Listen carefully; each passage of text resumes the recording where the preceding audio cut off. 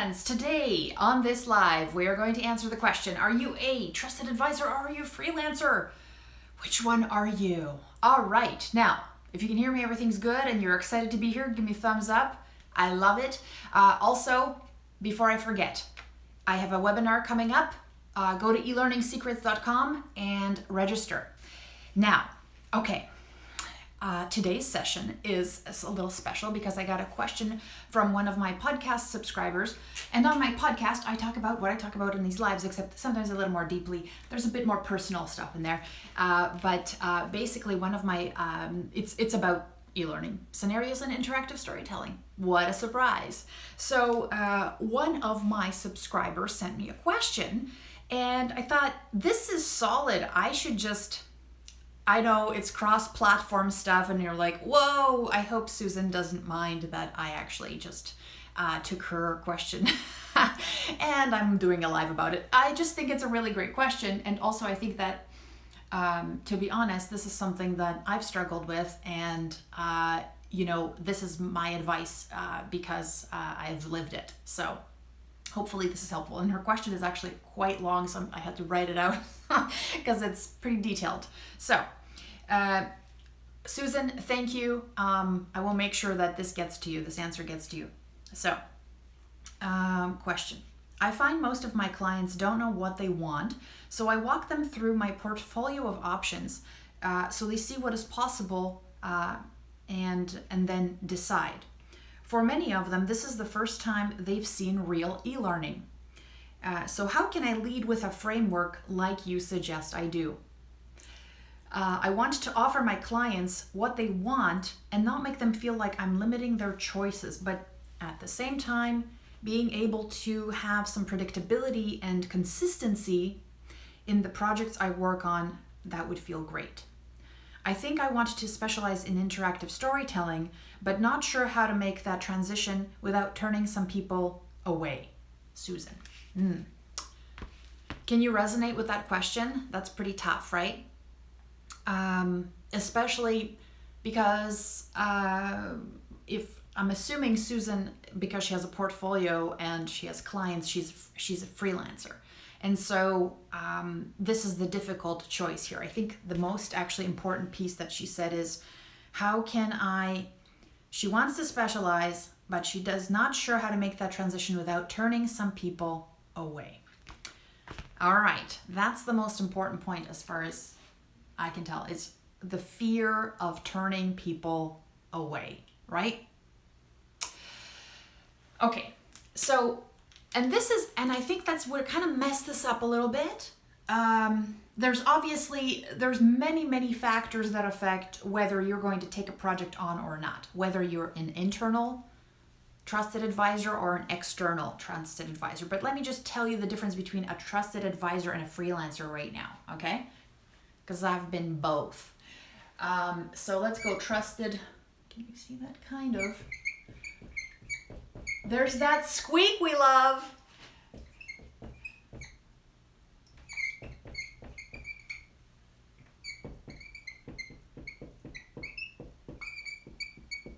Yay! Okay. So the difference between it's so weird. Everything shows up backwards on that side for me. All right. So trusted advisor versus freelancer. A trusted advisor is somebody who is going to ask a whole bunch of questions, and then based on their experience, they're going to say, this is what I recommend. And you are the trusted advisor and people will listen to you. And examples of trusted advisors are doctors. It's actually kind of funny how much gravity doctors hold without, sometimes you're like, okay, did you get a second opinion? Because maybe it's generational, I don't know. But anyways, trusted advisor, right? They say something, you're like, yep, okay, I believe. I will do that. Versus a freelancer, a person who is like, hey, I got skills. Anybody got stuff? Okay, I'm super skilled. I can turn around fast. I can get this done for you. If not, I'll learn it on lynda.com or LinkedIn Learning now that it's called, right? Which has happened. So this is the difference though. is a lot of people who start off business on their own or just run a training department or an e-learning development shop or an instructional design department, instead of being trusted advisors, they think that being trusted advisors means that they cannot, that they have to build all the things that they say no to. Like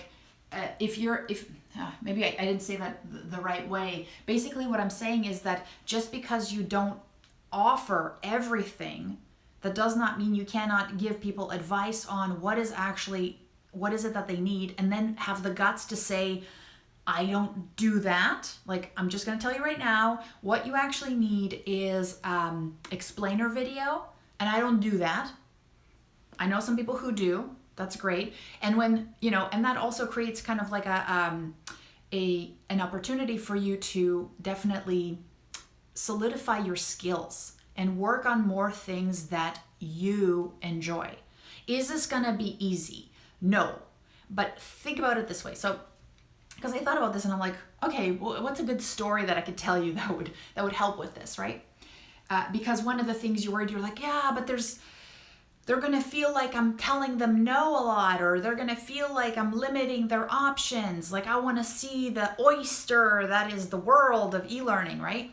No, think about this. Okay, so one of my neighbors, I live in a really beautiful neighborhood and also surrounded by elderly people who need help with computers and internet and all those things. And so because I work from home, I'm here and I'm friendly, and everybody comes and asks me for advice with their computer.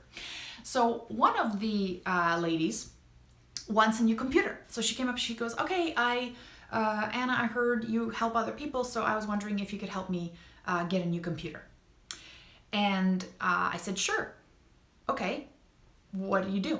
What do you want? Why do you want a computer? What's the, impetus? And she's like, well, I have this really old one upstairs. I'm like, okay, so, all right, but what do you actually do on this computer? What are you trying to solve? Because I see she actually has an iPhone, right? So I'm like, so what is it that you need a computer for? She's like, well, I like to read emails and the phone is really small. And also I like to stream music. My phone does that for me. And also I basically look at YouTube videos. And I'm like, okay, so I think the only thing that you need to do is access the internet and basically have a big enough space to read. And I'm like, you just need a tablet. And whether that's a Mac tablet or some other tablet, whatever, right? Based on what I think, or just a little Chromebook, whatever. I don't think she even needs a keyboard, really. Or maybe she needs a USB, whatever. I gave her like two options. I said, get a tablet or get a tablet with a keyboard. Now, this is what let's say you are in the position where you're the tablet seller, and after you've done your due diligence, you ask the questions about what are you trying to accomplish? What's the problem you're trying to solve? Because they're coming in with a problem. They're not coming in with, I want to buy something. They're coming in with, I have a problem, right? And so one of the things that you do is you figure out what is the problem they're trying to solve. And then you go to your skill set, which at this point, what you're going for is a T-shaped skill set, right? Which is that quite a few things about quite a few things. That's what makes you a trusted advisor, because you know what's out there, you know it's possible, you know what kind of questions to ask, you know what kinds of, where to direct people, so that you've gathered this knowledge, but you've also gone deep on a couple of things. So Susan, you might know that somebody needs an explainer video after they tell you what they want to accomplish. You might know that they need a job aid. You might know that they need a manual. You might know that they need a VR experience. But what you're trying to do is figure out from all your knowledge, your generalist knowledge, and the trusted advisor piece, that you can say, okay, this actually what you have, this is something that interactive storytelling is a great fit for, and this is my specialty. I can help you with that. Everything else, out. What that does, like when I told my neighbor, I said, you just need a tablet, she was like, oh, okay. She can still go around, shop around. She can still go and ask other people. But it takes the pressure off her, because she wanted somebody who knows what they're talking about to give her some advice. And when these people come to us, and I think what you said is that this is the first time some of them have seen real e-learning. When you say they don't know what they want, so they'll look at it, how are they making this decision? Is it based on the look and feel? Is it based on the context? Because I can make, as you know, you can do this too, you can make a multiple choice question look like one is a comic book and the other one is an interactive video. So how that is being judged, that's a false kind of assessment as far as what's going to add value to solve their problem. So we have to position it the right way. So when I say start with a framework, I'm leading with that framework after I've already asked questions saying I can solve this person's problem. I can engage people the right way with this interactive story. And then I'm not reinventing the story framework. I'm just going, here we go. Here it is. Do you know what I mean? So when I say lead with the framework, it's almost like there's a step or two before that to make sure that what you're delivering is awesome and it's aligned with that person's needs. Because I've been there. I always say that's kind of the dangers of like scenarios is because they will fit anywhere.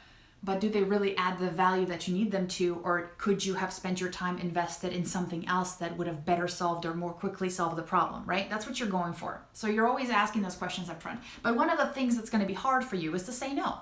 So think about, you go to your dentist, and you're like, oh, I wish that dentist, if he finds out that you're remodeling your kitchen, and let's say he's kind of into interior design, he'd be like, oh man, I should have given that person some advice because I could have made an extra $400 on some advice. No, they're just like, yeah, go see an interior designer or a construction people who know, IKEA, whatever. So the thing is that we have to start saying, hey, if I want to get good at this, that means I'm going to let go of some darlings. I'm going to have to say no. And really what this is about niching.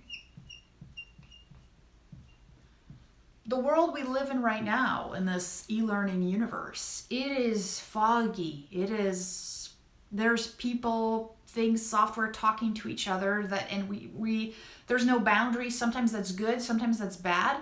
But most times I think it's bad because everybody is here and nobody goes deep. Nobody goes deep on something and just really starts saying, this is what I'm going to hone my skills in. And see what you said, something, I think you said, predictability and consistency. There's something beautiful in that because you can say, oh man, this works. Now I can be creative within these constraints. There's no more stress. Like when I first went freelance and I was pitching projects to customers, I had this giant slide deck of all the projects I had done and all the ways that you could use them and all, I still contextualized everything, but then I was leading with choice. And as we know, choice is that people aren't coming to us for choice, they're coming to us for advice and options. So think about it that way. And when that happens, yes, you will still have some people that are like, hey, I have 400 PowerPoints. You want to convert those into e-learning? Those people will exist. And guess what? That's fine. And sometimes you have to take those projects to pay the bills. But the more you refine your craft, the more you put things out there that attract the right people, and the more referrals you get from the people who are, whose problems you're solving in the right way, the more of those people you'll accumulate and start coming to you, because that's really the goal, right? Instead of you going out there saying, hey, do you want this? I think you might like it. People say, hey, I have a problem and I heard you're this good problem solver from this other person. I wonder if you could help me. And that's really where you want to be. Do you know what I mean? So I hope that is helpful to you, Susan. I'll make sure that this makes it on YouTube as well. For those of you who said you wanted to have some captions, it doesn't happen in live video, but I'm sure it will soon. I'm sure there's an upgrade, but this also gets posted on my YouTube channel, so there you can turn on the closed captioning to see the words. Now, as I said at the beginning, before I forget, go to elearningsecrets.com to register for my webinar coming up, which is more about not necessarily this stuff, but more about interactive storytelling, how to really get deeply into it. and just the things that I've learned. It's my lessons, it's my struggle, but then also just what is it that makes it awesome, right? What are some strategies? And it's just way simpler than we actually make it out to be. And then the other thing I wanted to do is just have a little shout out to Sybil and Amy, because you wrote me.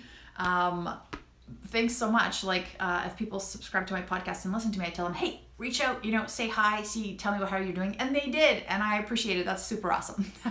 Like, you're talking and you're hoping people are out there, and they are. So Sybil and Amy, thanks so much. And Susan, thanks so much for writing in. I know you didn't probably mean this to be a live video, but hey, here you go, bonus. So I hope you have hope this was helpful. If it was, share, my friends. Share it with somebody who you think needs a little bit of this perspective shift, because I think this applies even to people who are working in an instructional design department. It's your approach. So it's not like your frameworks, the back end change, but the process changes because you're problem solving first.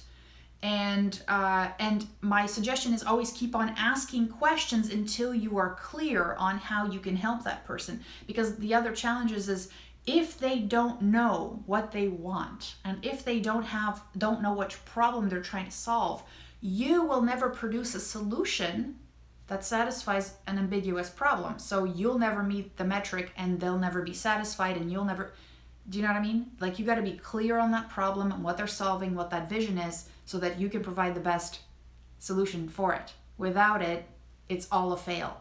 It's just ambiguous, and nobody will ever be happy. So you can't satisfy a customer who doesn't know what they want. So have a wonderful rest of the day. Share this, like it. Let me know in the comments how you feel. I read all of them. All right, take care, friends. Bye.